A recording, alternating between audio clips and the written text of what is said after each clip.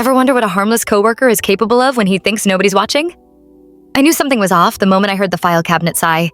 Not the usual metallic clink, an actual sigh. The kind that tells you someone's somewhere they shouldn't be. I'd only come back to the office because I forgot my water bottle, and honestly, I was more annoyed at myself than anything else. It was almost 9 p.m., the cleaning crew had just left, and the building felt like that weird middle stage between alive and asleep. The kind of place where every blinking light on a printer feels like it's watching you. I pushed the door to our department open, expecting quiet. Instead, I got movement. Very quick, very suspicious movement. At first, I thought maybe it was a random intern staying late, but then I noticed the lights were off. Every single one, except the slice of yellow spilling out from the records room. That's when my stomach dropped. Nobody stays late to admire our records room. I took a few slow steps down the hallway, every cubicle casting long, crooked shadows that made me feel like I was walking through a maze of cardboard monsters. My heels sounded too loud, like they were announcing me. The records room door was cracked open just enough to show the silhouette of someone bent over a drawer. They were moving fast enough that they clearly didn't want to be caught. Well, unlucky for them.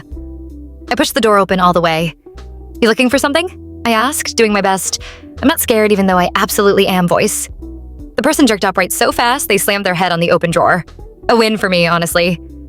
They turned around, rubbing their head, and I almost laughed. It was Ethan. Ethan. The guy who wore sweater vests in July and once cried over his stapler breaking. "What are you doing?" I asked, folding my arms. "And if you say organizing, I'm calling security." He looked pale. Paler than usual, which is saying a lot. "Maya, I can explain." "Great," I said, leaning against the doorframe. "Explain." He swallowed hard, eyes darting everywhere but at me. "Someone emailed me, asking for payroll records from the last quarter. I thought it was from HR, but now I'm not sure. The email looked weird.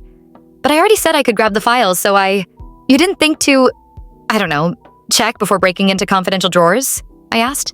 "I wasn't breaking in, I have a key." "That doesn't help your case." He sighed, defeated. "I think I got scammed." That part I believed. Ethan was the human equivalent of a kick me sign. But before I could respond, footsteps echoed down the hallway. Heavy, quick, purposeful. Ethan froze. "You didn't call security, did you?" "No," I whispered, suddenly aware of how wrong this all felt. "But someone else is here." The footsteps stopped right outside the door. A hand grabbed the knob. Ethan and I exchanged a wide-eyed look. And then the door started to open.